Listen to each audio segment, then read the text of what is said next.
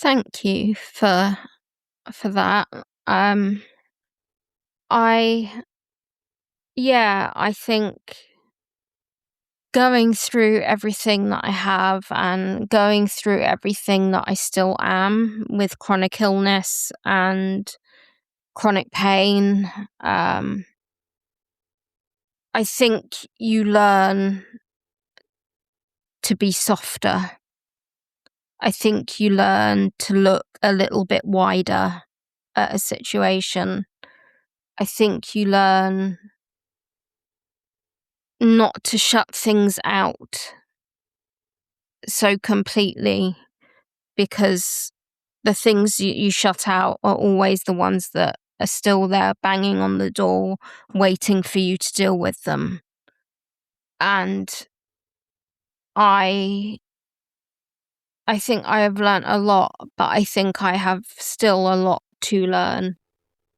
That's Ellie Taylor, the co-host of the Version of Events podcast and someone surviving with cancer. This is the Silver Linings Handbook podcast. I'm Jason Blair.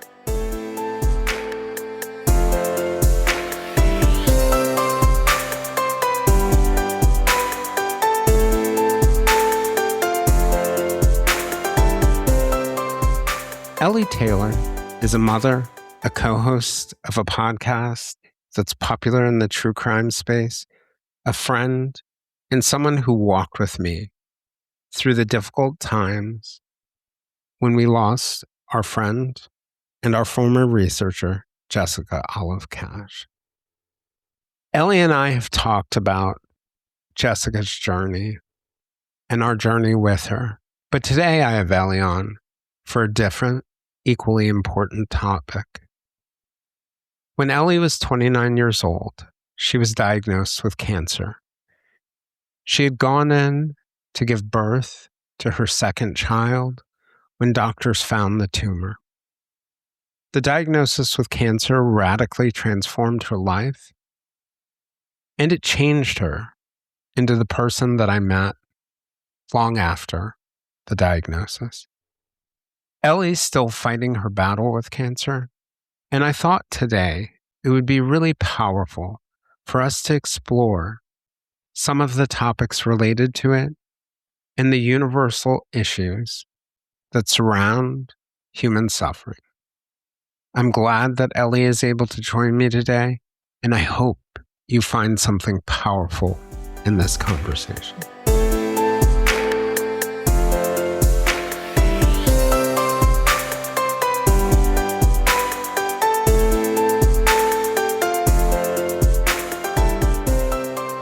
So, Ellie, I just wanted to thank you for joining me. And I was thinking about something before we got on, and it's something that's been on my mind for a long time. And, where it really connects to you is you and I really met in suffering.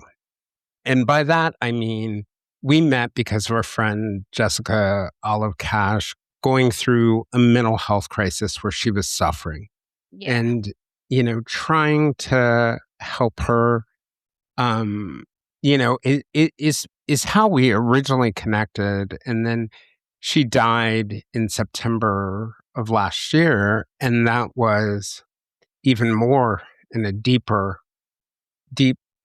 suffering. And, Allison Dixon, Brett Talley, and I did an episode with you. And, one of the things Brett and I talked about was God. And you had mentioned in the episode that, that you didn't believe in God, but Jessica had brought you closer to it, right? Or something along those lines. And, one of my personal struggles with the concept of God and God's design is how could a loving God allow so much suffering? But then I think of moments like these, and I think that my suffering has made me more compassionate and more empathetic. And without my suffering, it would be harder to connect to other people's suffering. And, one of the things, I've known about your cancer and your battle with cancer through your writing.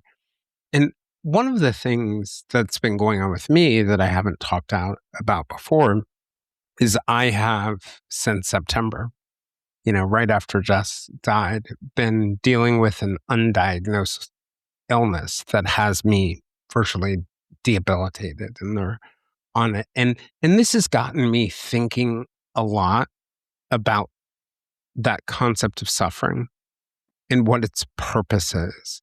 Mm. And, I wanted to just ask about your experience, because one of the things that I've realized, we hear that people have cancer and we may see them in tough moments, right? Right after chemotherapy or, after a radiation treatment.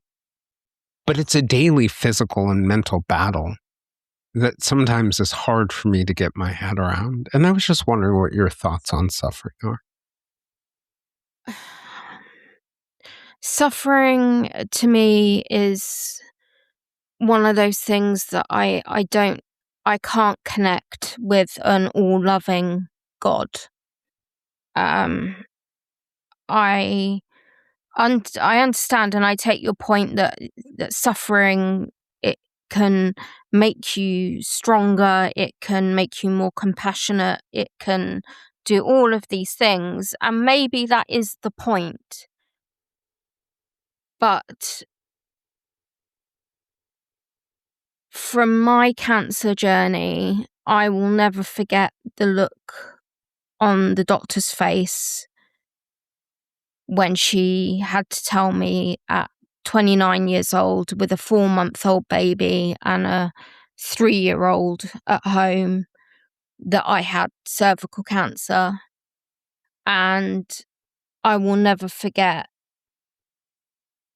having to have a hysterectomy. I will never forget having to have those rounds of chemo that destroyed my nervous system, and I will live it with chronic pain for the rest of my life because of the strength of the chemotherapy that I had.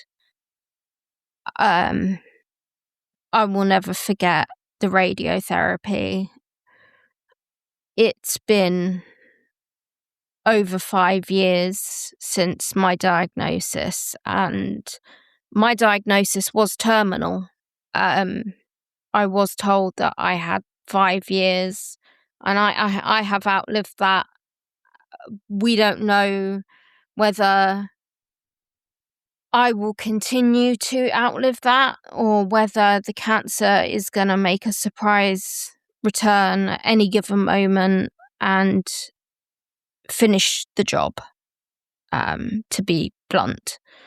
And living in that uncertainty is a version of suffering that I had never known before. But Jess listened, and she never told me I was wrong, or that, but Jesus loves you, or anything like that. She wasn't pushy. She just said, Elle, I've struggled with this, and I'm finding this is really helping me at church. And it was just small things that she just dropped in along the way.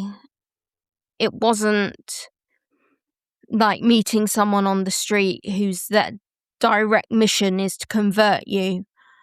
She was not on that mission. She was just on a mission of caring and of trying to help her friend.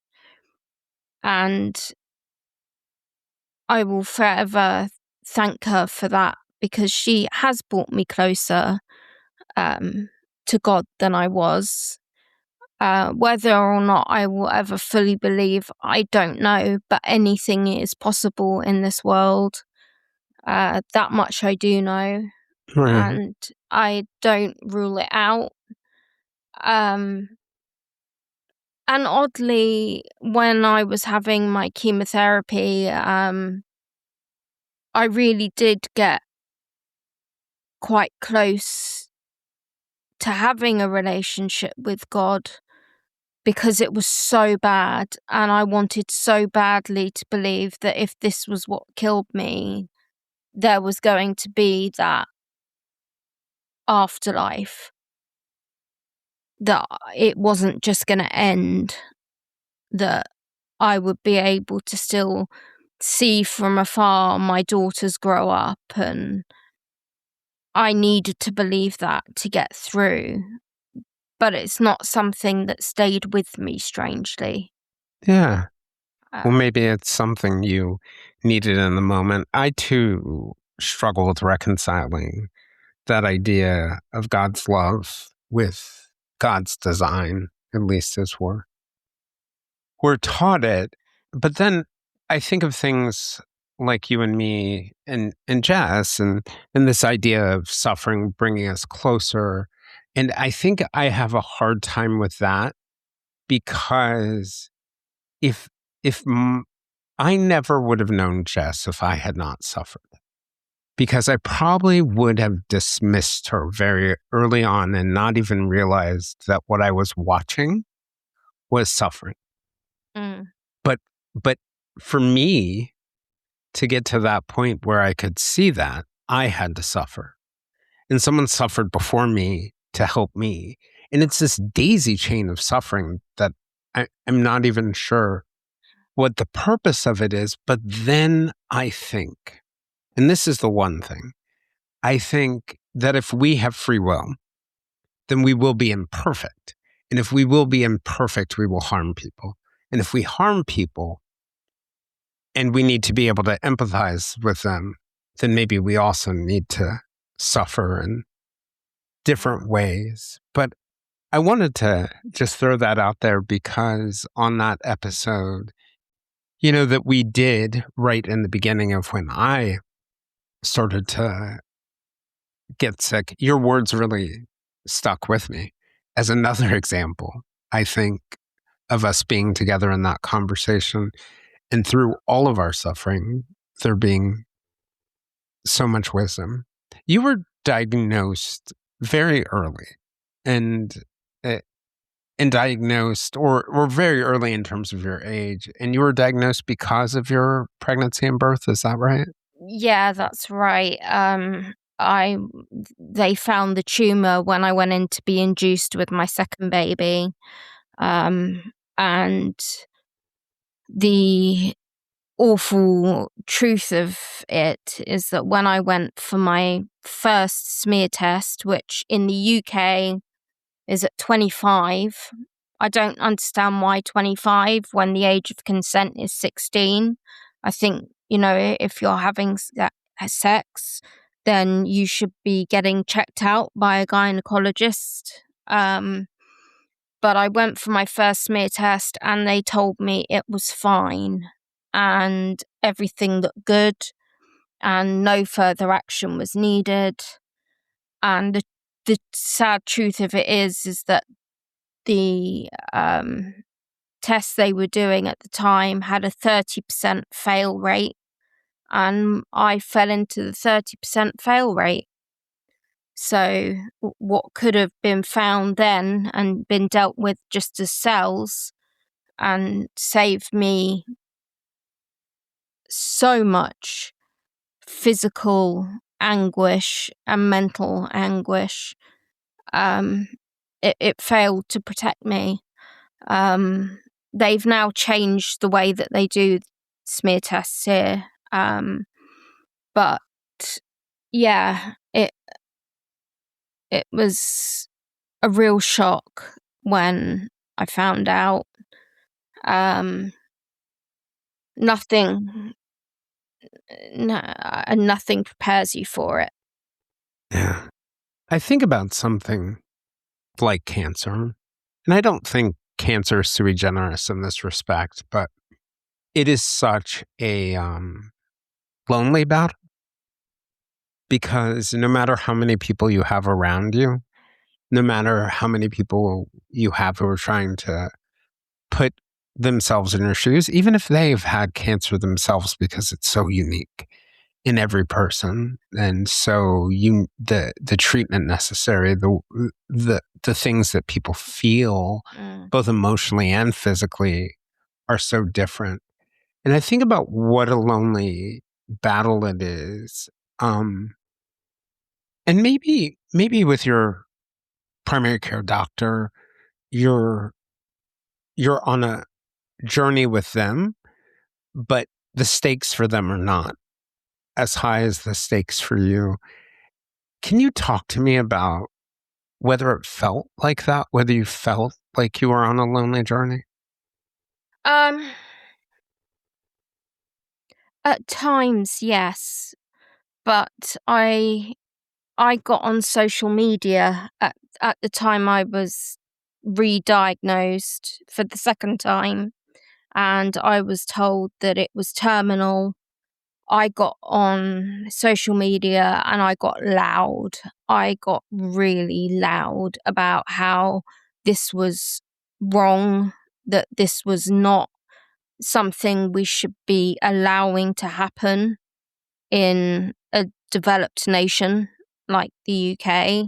Um, that women should be seeing gynecologists more often than they are, and people followed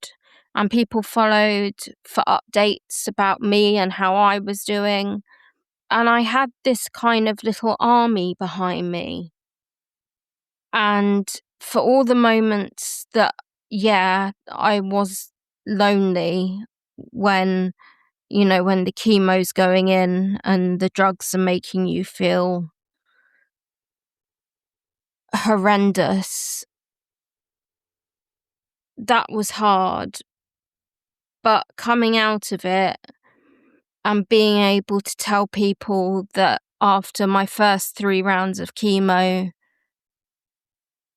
my tumours had both shrunk, was incredible.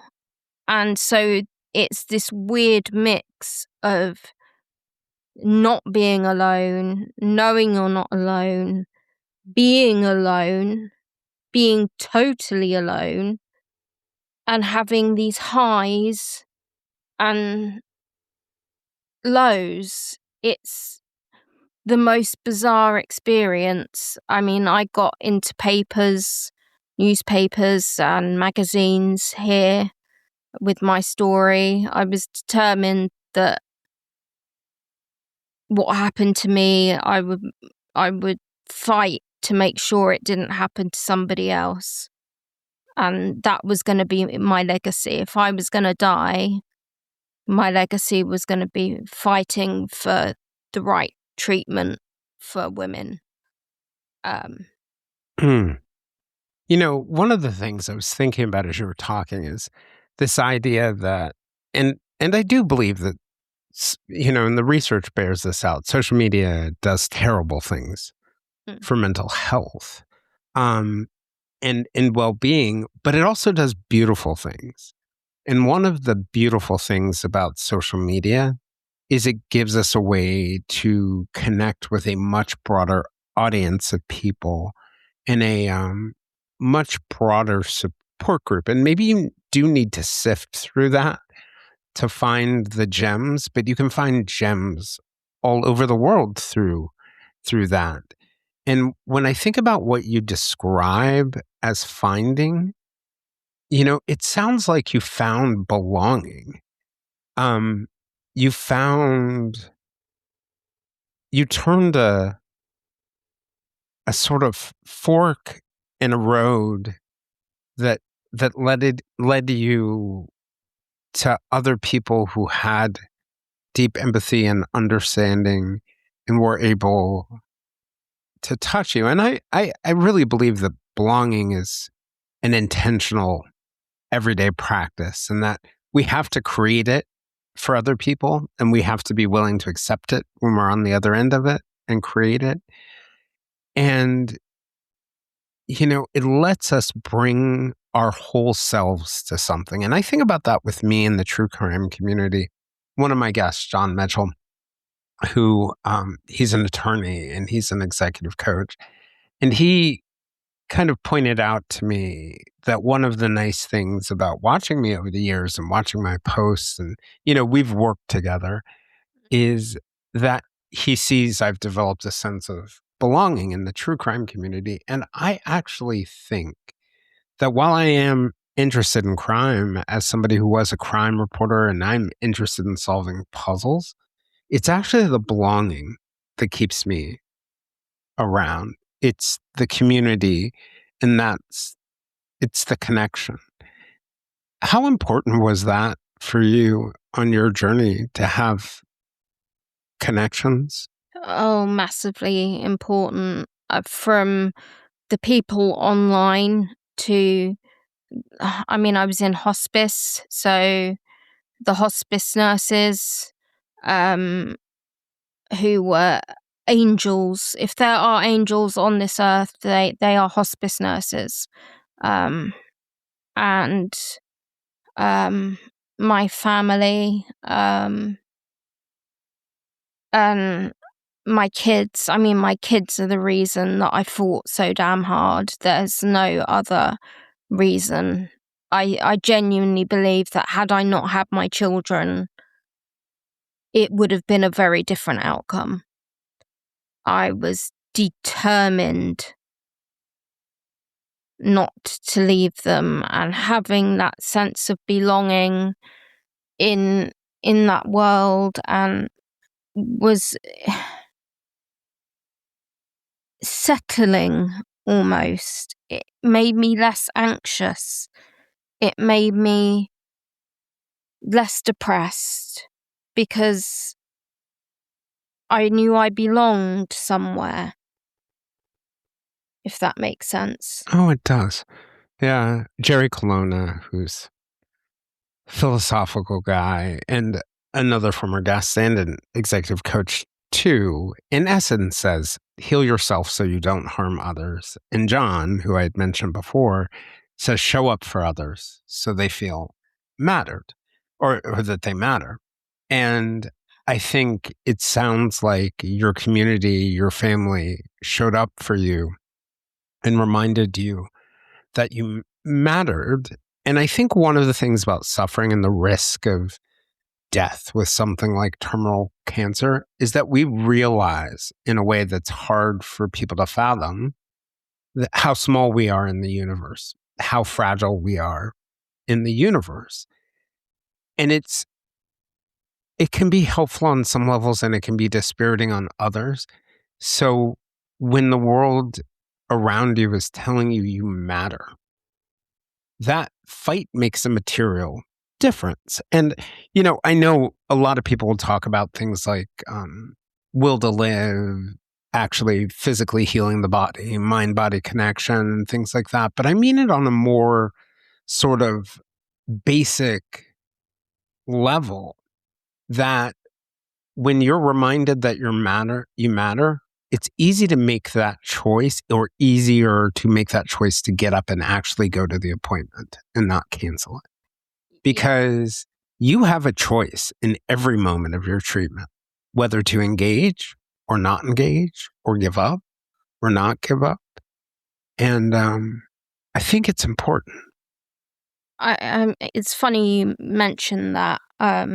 My second to last chemo session caused an immune response, and it lasted 36 hours, during which I was pumped full of morphine and I was pumped full of midazolam to sedate me because I was just in so much pain. And they said to me, well, we can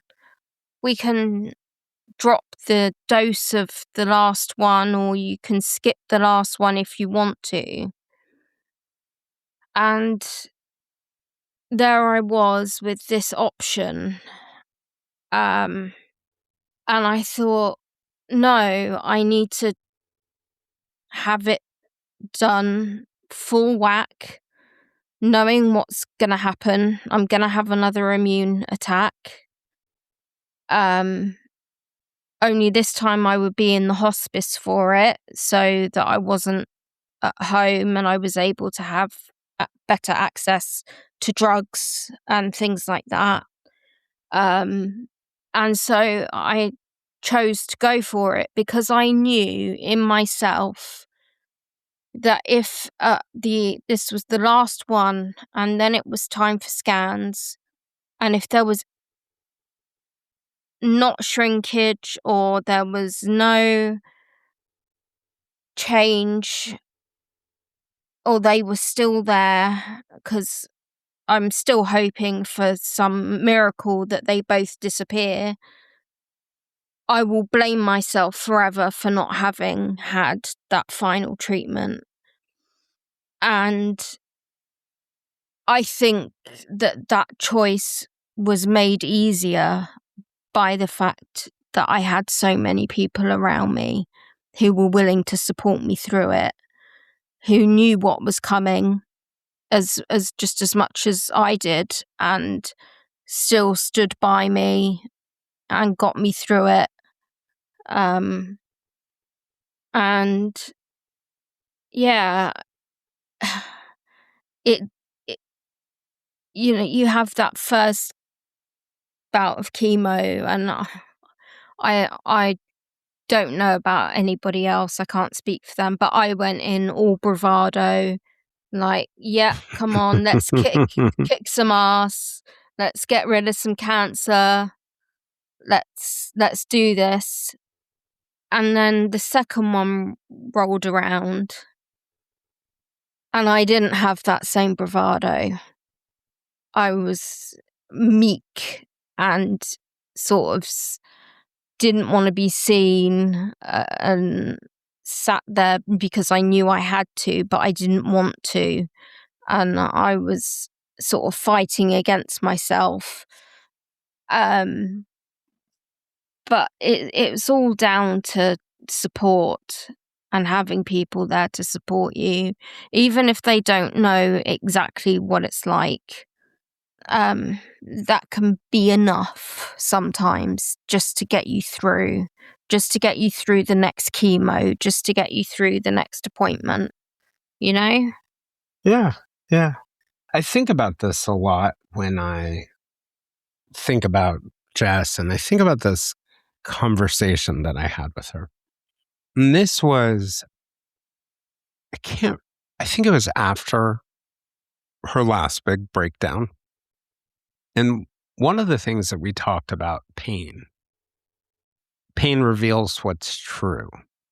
And what we meant was that, when you feel pain, all of your usual social armor, you were talking about that bravado, right? Competence, charm, hierarchy, strength, polish, all those things fall away. And what's left is your unguarded self. And, going back to that idea of belonging becomes possible because it requires being seen without pretense, being able to see the real you. And in a weird way, suffering creates, and this is the conversation Jess and I were having, creates the conditions for mutual recognition. That when you reveal your suffering, like Jess did and was so open about it, you give other people permission to reveal theirs. And when they reveal theirs, you have a trust. And what I think Jess and I had, and you and Jess had, was a trust that was unbreakable. We watched so many people walk away from her, so many people that she thought were her close friends. And, I remember when she died, I knew who I needed to call, and I knew who would be performative, and I knew who would have to suffer in their own regret. And for each of those groups, I tried to be empathetic because we were all feeling a very different kind of suffering, but it was an opportunity. And I think when I think of your suffering and what you've gone through, just like with Jess, it gives us a shared meaning, right? That it's not that we're the same, but that we survived something and we didn't abandon each other. And I think that lesson in compassion, and I think that's one of the things that Jess and I talked deeply about before. And and and one of the things that other people, going back to that, your family support and your support of your friends and your community, that when others help you see that you matter because of that trust and that connection, that emotional architecture, it allows you to self-stabilize and take care of yourself because it becomes an anchor in the toughest times. I'm curious what she meant for you. Jess, sometimes I know exactly what I want to say about Jess, and other times I find myself speechless because she meant that much to me. I still message her. I still have her pinned on my WhatsApp. I still talk to her. And I don't think I'll ever stop because she was somebody I could trust to see the broken bits of me and who wasn't going to point and laugh at them. She was going to help me carefully put them back together. And I hope I was the same for her. I just loved her beyond any friendship I've had. You revealed who you truly were to her. You revealed the true you, and she had a gift of doing that and loving you. And I know her connection to you is deeper than any other that I saw with another person. And I'm grateful that you were there for her. You were a blessing. You truly, truly were. I wonder on that journey for you, the initial treatment. You know, you had mentioned that you walked into it with such bravado, and that faded away. And one of the things about, I think, when I've gotten sick, whether it was chronic mental health or other things, that you realize the myth, maybe you didn't grow up with this myth, but I certainly did. The myth that science and medicine has an answer, almost like it's a book where you can look at A, B, C, D equals, whatever formula, that it's not really true, that everything is a hedge. Everything is a percentage. Everything's a guess. And it creates such uncertainty. And I'm wondering what you learned about that process, that medical process that we all have to go through your experience. I mean, I definitely know the myth you mean, and certainly, when you're a kid growing up, you go to the doctor and the doctor gives you medicine and the medicine makes you better and you think they have all the answers, and I when I was first diagnosed, I was told I had to have a radical hysterectomy, and the surgeon that did it wasn't a particularly nice guy. I didn't have a good experience with him, which made the whole thing harder because I didn't want to be having a hysterectomy at 29. I still wanted more babies. I hadn't, in my head, I wasn't done having babies. And I didn't want to have a hysterectomy. I just wanted them to take away the cancer and leave the rest. but they refused. And that really, he sold me that would be the cure. He said to me, if you want a cure to this is your cure. And he sold me that if I had this hysterectomy that I didn't want to have, I would be cured of the cancer and I could go on with my life, and that would be that. And so I did. And I healed, but something never felt right. I had pain where I shouldn't have pain. The doctors couldn't work it out, and so they gave me a scan and found that it had in fact returned in my pelvis. I never saw that surgeon again after that point. When the surgeon sold you on that and you had the hysterectomy, did you feel robbed of something? Yeah, absolutely robbed of my femininity, to be honest. There's so much tied up with our reproductive organs, and a hysterectomy is the right answer for so many things, and perhaps it was the right answer for me, but there were other surgeries they could have done that would have worked, that I believe would have worked, because my cancer was solely on the cervix. It hadn't adhered to anything else. It was just on the cervix. So they could have just removed the cervix. Now, it came back anyway, so that probably would have meant having a hysterectomy later on anyway. So I try not to dwell on it.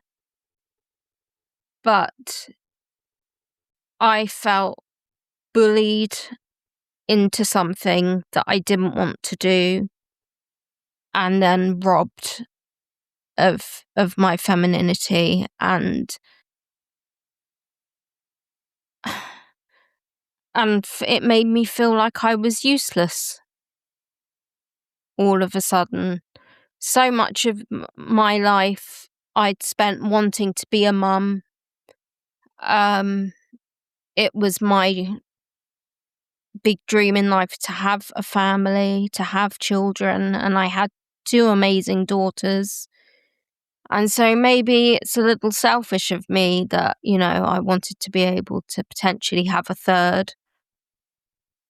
Do you feel as if, though, that you learned something that may be helpful to people about advocacy?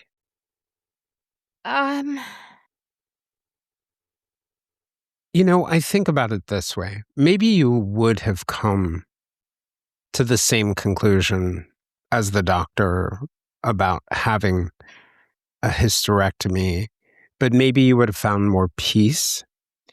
yeah, if I had been allowed to get there in my own time, I think it would have made a big difference. I would have had far more peace. I would have had the knowledge that I was doing the right thing, but all of me just questioned it. I remember going in to have the surgery and being terrified, and having had the surgery and then getting so upset afterwards, and I was swearing at everyone, telling everybody to F off because they didn't understand, they couldn't understand.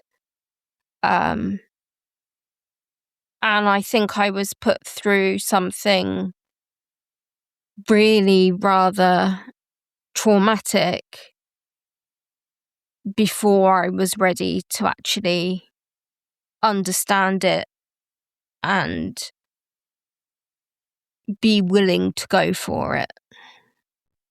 I was having this conversation with my therapist recently where she brought up, we were talking about what I'm going through now physically, and she brought up what a coincidence it is that so many of these things happen to people in times of tremendous stress. And it was kind of an interesting point, and it's something, we could never accurately prove. And, as I went through the process of initially experiencing symptoms, I delayed and delayed going to see a doctor. And my therapist and I were talking about that.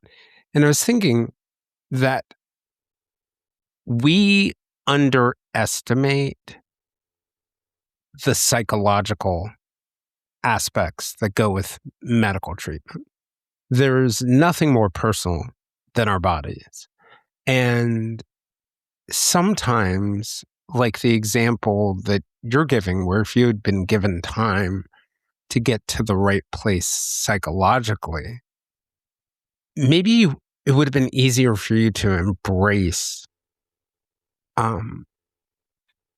the change. And I understand medicines, particularly with cancer, their sense of urgency to address it. But, I think of this friend I had who died when she was 29. And she, around 26, had been diagnosed with breast cancer. And, rushed into treatment, was put on, drugs and different therapies and had surgery. And she eventually ended up stopping taking her medicine for an assortment of different reasons. But, there were underlying mental health things going on at the time. And I always thought when she died that she didn't really die of cancer. She died of a mental health, I don't want to call it condition, but because of her mental health, because she was not mentally prepared to do what she would need to do to take care of herself. And I do wonder that if her treatment had been handled with more care, if she had been guided better through the process, if there had been more patience, that the outcome would have been better, that she would not have rebelled against it because she would have been ready. Yeah, I I have to agree with you on that wondering, because I know how I felt being rushed through everything. And after my first round of chemo, we had to stop because I developed a fistula, and then I had to have a colostomy bag fitted before I could have the rest of my chemo. And they actually sat there and they said to me, well, you've got a choice. You can either not have any more chemo, or you can have the colostomy bag. And at the time, I'm sitting there and I'm thinking, the colostomy bag, just phone whoever you need to phone, tell them I'm having a colostomy bag. I'll be down be down for surgery pronto, if that's what they want. Like, just do it if it means that I can have the chemo. And that was about my kids. That was about not leaving my kids. That was about not wanting to give up. But that was early on in my journey, and as things went on, it got harder and harder, especially the final 2 chemo treatments, which were agonizing. And I have never felt pain like that. And I live with pain every day, but I have never felt pain like that. And there is really, I had some help from a charity, mental health help, but it wasn't enough. You know, it needs to come with your own dedicated therapist to get you through it, to get you through everything, so that you can say all the horrible things that you want to say, but you can't say them to anybody close to you. Like, what if I do die? What happens if I do die? Like, I wanted to have that conversation, but I couldn't do that with my parents or my then husband, because that would have hurt them. And they needed somebody to talk to equally, because they probably needed to ask the question, what if my daughter dies? What if my wife dies? And you're just left in a bubble, floating through the system, and nobody really is there for you mentally. So I can understand. I can understand why she rebelled against taking her meds. Yeah. And I always wonder whether if she had peer support, other people who are going through it, and I endorse that idea of having a therapist, but peer support is just so psychologically important to see other people walking in your shoes or who have walked in your shoes. Yeah. And yeah. I think for me, I found peer support very difficult, because there were people that were worse than me and some people that were better than me. But I found it very hard not to focus on the ones that were worse. And then that would take up all my brain power, wondering if that was going to happen to me. I needed the people that had already been through it. Right. If that makes sense. Oh, it does. The people going through it. It does. Yeah, it's a difficult Or I calculus. think a possible way of looking through it is that peer support is probably best, whether they're going through it or they've gotten through it, when you're dealing with a person who has found peace. You know, a person who is, you know, because my default is exactly what your answer is. It's the people who have been through it and who are stable now. But I think that notion that you can find peace is so important. You know, in socioanalytic theory, there's this idea that humans have three really important motives or driving motives. One is getting along, which is like acceptance, right? And one is getting ahead, which is status. And, you know, that's the idea. It's the motive of achievement and recognition. And then the final one is finding meaning, right? Which is purpose. And, you know, like a clean synthesis of it would be belonging, status, and purpose. But I think something like cancer strips away status.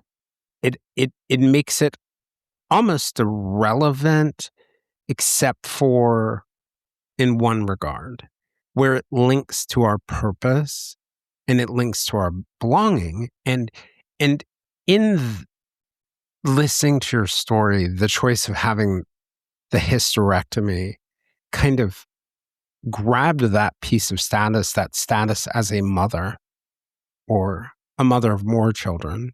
And it seems to have taken it away and shook your idea of your purpose and your belonging. But it sounds like in the support you found and the people you found, you were able to rebuild that sense of belonging, rebuild that sense of purpose, and then find a new status. And that is what I perceived as the very strong person I met and wise person I met when I first met you. Thank you for that. I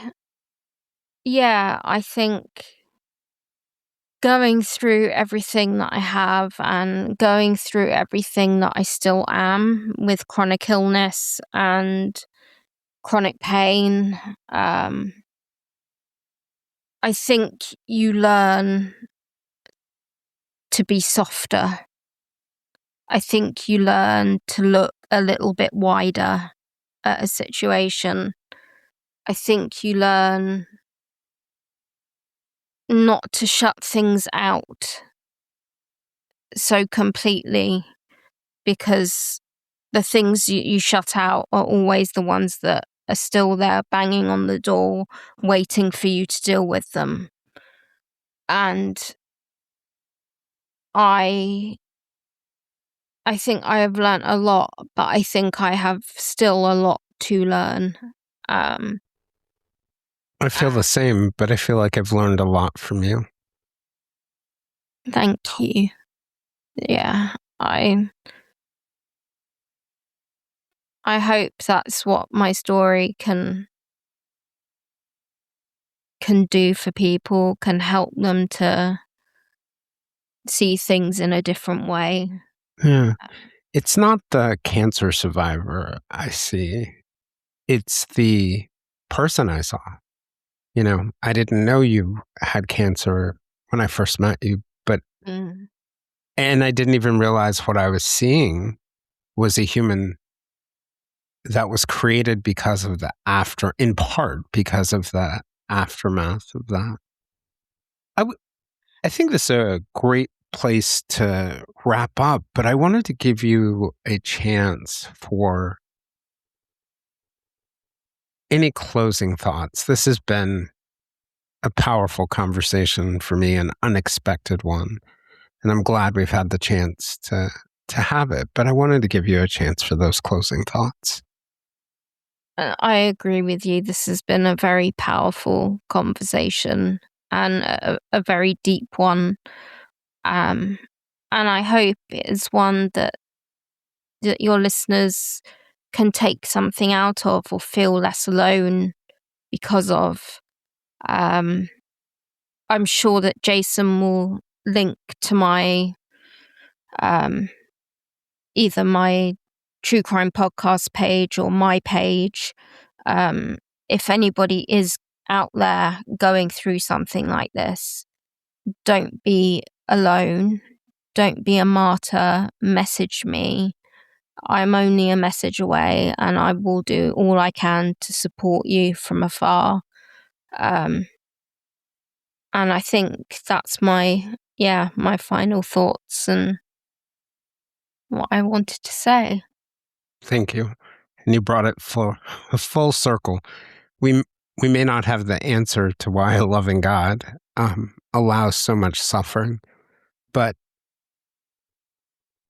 it's beautiful to see you take your suffering and ease that of other people. Yeah. Thanks for joining Ellie and I for this conversation. If you'd like to join us and more listeners for more conversations, we can be found on most social media platforms, including a listener-run Facebook group called the Silver Linings Handbook. For deeper conversations with our other listeners and for early and ad-free episodes, you can join us on our Patreon at www.patreon.com/the Silver Linings Handbook. I'm Jason Blair, and this is the Silver Linings Handbook podcast. We'll see you guys all again soon.